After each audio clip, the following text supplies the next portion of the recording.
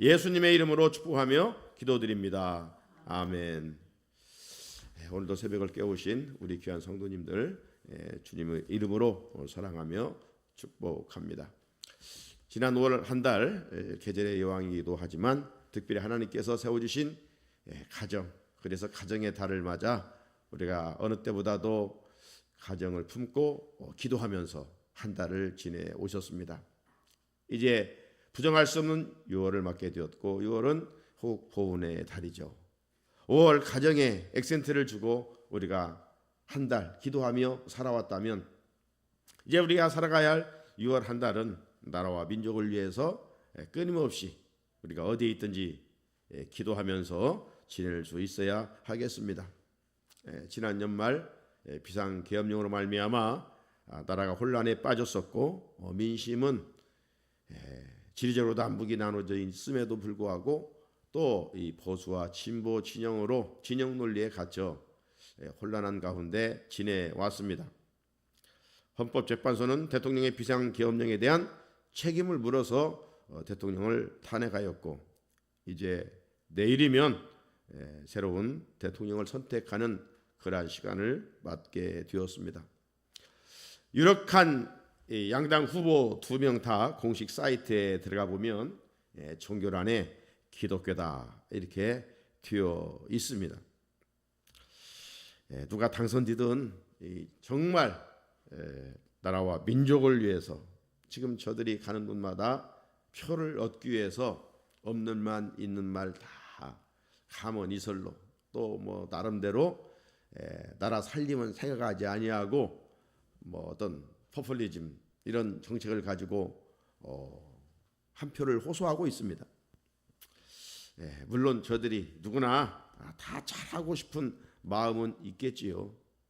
아무튼 초심이 변질되지 아니하고 지금 분열된 이 백성을 통합할 수 있는 그런 리더십을 가진 지도자, 이 시대에 정말 합당한 대통령이 우리는 세워지기를 위해서 기도해야 하겠습니다. 우리 대한민국을 지키시고 인도하시고 함께 하시는 분은 인간이 아닙니다. 대통령이 아닙니다. 한 나라를 흥하게도 하시고 패하게도 하신 분은 역사의 주가 되시는 하나님이십니다. 그래서 시인은 이렇게 고백했습니다. 시편 146편 5절에 야곱의 하나님을 자기의 도움으로 삼으며 여호와 자기 하나님에게 자기의 소망을 두는 자는 복이 있도다. 사람을 의지하면 실망하게 되어 있습니다. 사람에게 소망을 두면 반드시 뒤통수 맞습니다. 시인의 고백처럼 이 민족이 의지하고 소망을 두어야 할 분은 야곱의 하나님입니다. 전능하신 하나님, 역사에 주신 하나님을 의지하고 그분께 소망을 두어야 합니다. 이 믿음을 가진 자는 하나님께 나라와 민족을 품고 기도할 수밖에 없는 것이죠. 특별히 6월을 맞으면서 오늘 본문에 들어가기 전에 이 호국 보훈의 달 우리가 나라와 민족을 위해서 액센트를 주어 기도하고자 할 때 성경에는 하나님을 잘 섬기는 사람은 애국자들입니다. 그래서 그 한 사람을 소개해 보면 느헤미야죠. 느헤미야 선지자는 민족의 위기 앞에서 하나님에 대해서 3가지로 고백하고 기도를 했어요. 3가지 신앙 고백을 하면서 금식하며 기도했는데 느헤미야 1장 5절입니다. 이르되 하늘의 하나님 여호와 크고 두려우신 하나님이여 주를 사랑하고 주의 계명을 지키는 자에게 언약을 지키시며 긍휼을 베푸시는 주여 간구하나이다. 동생 하나니아로부터 고국의 소식을 듣고 그는 신앙 고백을 하면서 기도합니다. 3가지로 기도했어요. 어떤 하나님인가? 이 말씀에 근거해 보면 느헤미야는 하늘의 하나님 여호와, 우리는 주기도문을 통해서 하늘에 계신 우리 아버지라고 고백하죠. 느헤미야도 하늘의 하나님 여호와, 여기 하늘이란 성도들이 기도할 때 바라보아야 할 곳으로 하나님의 성품을 말합니다. 즉 하나님의 무한히 크고 위대하심, 영원 불변성, 언제 어디에나 존재하시는 무소부재하신 하나님, 그리고 절대적이고 주권적인 능력을 포함하는 단어가 하늘의 하나님입니다. 둘째는 크고 두려우신 하나님입니다. 이 표현은 능력의 하나님, 엘샤다이의 전지전능하신 하나님을 고백하는 표현이라고 할 수 있습니다. 시편의 말씀에 보게 되면 크고 위대하신 하나님 찬양하고 있잖아요. 오늘 느헤미야도 그가 믿는 하나님 어떤 하나님이냐? 크고 두려우신 하나님, 이렇게 표현하고 있어요. 셋째는 주를 사랑하고 주의 계명을 지키는 자에게 언약을 지키시며 긍휼을 베푸시는 주여라고 고백합니다. 이 고백의 기도는 하나님은 언약을 반드시 지키시는 신실하신 하나님을 말씀하고 있습니다. 이렇게 무소부재하신 하나님, 전지전능하신 하나님, 신실하신 하나님, 느헤미야는 이런 하나님 앞에 금식하며 나라와 민족을 위해서 기도하였습니다. 사랑하는 성도 여러분, 6월 나라와 민족을 생각하는 호흡호운을 달을 맞으면서 그 어느 때보다도 우리가 나라와 민족을 위해서 기도해야 됩니다. 특별히 내일 대선에서 새로운 대통령을 선택하는 시점에 우리도 느헤미야의 심정처럼 하나님께 간절히 기도할 수 있어야 됩니다. 우리는 늘 고백합니다. 한 사람의 성도의 기도는 기도 없는 한 나라의 군대보다도 강하다고 말입니다. 따라서 진정한 애국은 성령의 인도하심을 따라 역사의 주이신 하나님께 기도하는 일인 줄로 믿습니다. 6월 한 달 나라와 민족을 위해서 더 힘써 기도하는 우리 성도들이 되시기를 바랍니다. 사도 바울은 안디옥교로부터 선교사로 파송받아 1차, 2차, 3차 선교 여행을 하게 됩니다. 그의 선교 여정을 보면요, 평탄하지 않았어요. 그야말로 말로 표현할 수 없는 환난과 핍박의 여정이었습니다. 고린도후서 1장을 보게 되면 그가 얼마나 힘들었던지 사형 선고를 받았다, 선교 현장에서 어려움을 그렇게 표현하고 있어요. 그래 살 소망이 끊어졌다는 겁니다. 자, 여러분, 바울이 나쁜 짓을 하였기에 그렇게 하나님이 힘들게 하셨는가? 아니잖아요. 하나님께서 사도 바울을 부르시고 선교 사역을 감당하시는 여정에서 왜 이토록 사형 선고를 받을 정도로 큰 고난을 주셨을까? 하나님의 일을 하면 하나님께서 평탄하게 해 주셔야 될 텐데 우리의 생각과는 180도 다르지 않습니까? 주님의 나라를 위해서 그 정도로 헌신하면 막혔던 길도 열어주시고 높은 담을 헐어주시고 흐르는 강물은 멈추게 하셔서 건너가게 하셔야 하는 것 아닐까요? 그런데 하나님은 사도 바울을 사용하시되 정말 상상할 수 없는 고난을 주셨어요. 지난번 노희원 수련 2차 필리핀에 가서 우리 노예 자매 결혼을 맺었던 좋은 선교유와 귀한 만남의 시간을 가졌다고 말씀을 드렸습니다. 12가정 선교사 부부의 사역 보고를 들으면서 큰 은혜도 받고 도전도 받았습니다. 저들은 사역 현장에서 하나님이 친히 일하시는 생생하게 살아계신 하나님에 대한 간증들을 나누었습니다. 반면에 그들이 때로는 말로 표현할 수 없는 어려움도 타문화권에서 겪고 있는 말씀들도 전했습니다. 지난 코로나를 지나면서 몇 해 동안 정말 힘들었다라고 고백을 했습니다. 선교사들은 어렵게 살고 있는 현지인들의 그 한 영혼을 구원하기 위하여 온갖 섬김을 다하고 있었습니다. 참 선교사들의 고생하는 그런 이야기를 들으면서 우리는 너무 신앙생활을 편하게 하고 있다. 그러면서 자신을 돌아보는 시간들을 가져보고 정말 남은 생에 예수 더 잘 믿고 선교사들을 위해서 더 기도해야 되겠다, 이런 다짐의 시간을 갖고 돌아왔습니다. 사랑하는 성도 여러분, 왜 하나님의 일을 하는데 극한 어려움을 만나게 하실까요? 바울은 고난을 주신 이유에 대해서 이렇게 고백했습니다. 고린도후서 1장 9절 말씀에 우리는 우리 자신이 사형 선고를 받은 줄 알았으니 이는 우리로 자기를 의지하지 말고 오직 죽은 자를 다시 살리시는 하나님만 의지하게 하려 하심이라 말씀합니다. 늘 말씀드리지만 우리 가는 길이 평탄하면 잠깐 감사요, 내 힘으로 된 것처럼 우리는 교만하기 짝이 없어요. 이게 타락한 이 본성 속에 나오는 모습입니다. 그래서 하나님은 고난을 통해 끝까지 하나님만 의지하게 만드시고 당신의 동역자로 사용해 가십니다. 어찌 선교 현장만 그렇겠습니까? 우리 인생길도 마찬가지입니다. 이런저런 고난이 찾아옵니다. 그때 믿음의 에너지가 뒷받침되지 아니하면 원망 불평하게 되고, 믿음이 충만하면 그때 하나님을 더욱 찾게 되고 의지하게 되는 것이죠.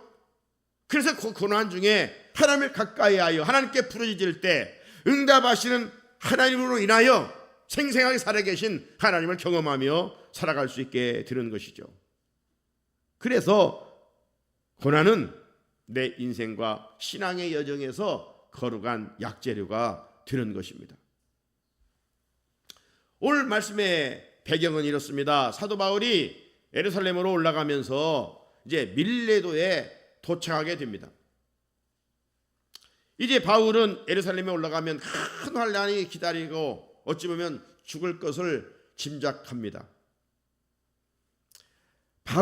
본문 바로 이어지는 23절을 보면 오직 성령이 각 성에서 내게 증언하여 결박과 환란이 나를 기다린다 하시나, 성령을 통해서 이제 예루살렘에 올라가면 너는 결박될 거야.